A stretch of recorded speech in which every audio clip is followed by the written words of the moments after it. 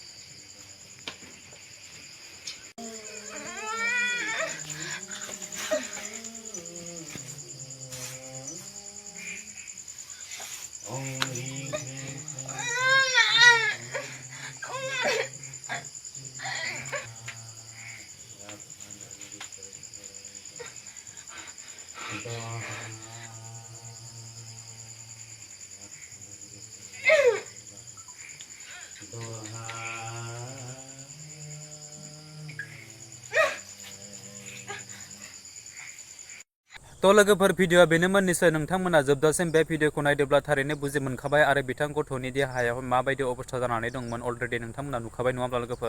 लोगोफोर बिथांनि देहानि बेफोरबायदि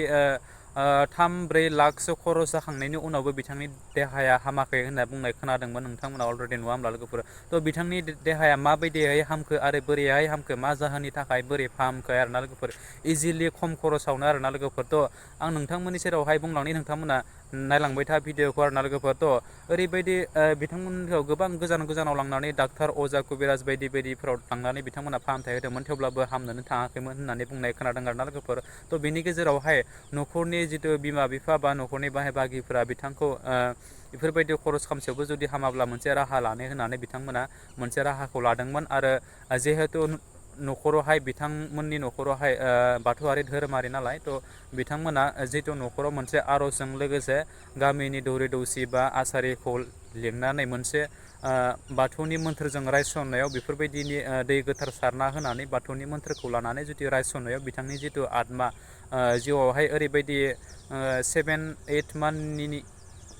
गेजेरजों बिथाङा भुगिनानै दंमोन। बै भुगिनानै थानाया बेफोरबायदि मोन्थोरजों रायसननायाव मोजां जादों होननानै बुंनाय खोनादों। खस्थ'खौ गारनानै दिनै मोजाङै न'खराव थानानै सान्थि भाबै मोनसे राहाखौ मोन्दों होननानै बुंनाय खोनादों आरोना लोगोफोर। थ' नोंथांमोना गोबां सुबुङानो बेफोरबायदिखौ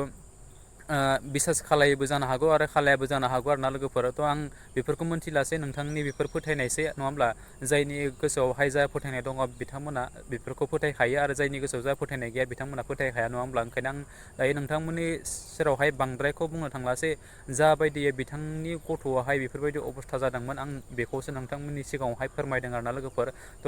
नोंथांमोनाबो ट्राइ खालामना नायनो हागोन। गोबां सुबुंनियावनो जुदि बेफोरबायदि अबस्था जादोंबा आरो बेफोरबायदि घटना जादोंबा नोंथांमोननि जिउआवबो बेफोरबायदि जादोंब्ला, गोबां रां खरस खामसेयावबो जुदि देहाखौ फाहामनो हायाखैब्ला, बेफोरबायदि जिउआव भुगिनो गोनां जादोंब्ला, नोंथांमोनाबो न'खराव सानसे गावबा गावनि धोरोमखौ लानानै गावबा गावनि मोनसे मोन्थोरखौ लानानै माने मुं लानानै बिथांनि बेफोरबायदि मुं लानानै बेफोरबायदि नेमखान्थिखौ खालामनानै नायनो हागोन प्रेक्टिकेल हिसाबाव नोंथांमोना। अब्लानो बुजि मोनगोन आरोना थारैनो थारना नंखायो आरोना लोगोफोर। थ' आं बांद्रायखौ बुंलासै। नोंथांमोना जुदि बे भिडिअखौ नायनानै मोजां मोनदोंब्ला, आंनि चेनेलावहाय गोदानबा नोंथांमोना आंनि चेनेलखौ साबस्क्राइब खालामलांदो आरो जोबनायाव लाइक, कमेन्ट एन्ड शेयार खालामदो। लास्टावहाय बै खनायाव थानाय बेल आइकनखौ नोंथांमोना दाबायना होदो आरोना लोगोफोर, जाहाथे आं बेफोरबायदि गोदान भिडिअ होयोब्ला नोंथांनो गिबियै नटिफिकेसना सहैनाय बायदि। स' थेंक इउ स' माच। नेक्स्ट भिडिअ फिन खेबसे लोगो मोनगोन। बाय बाय।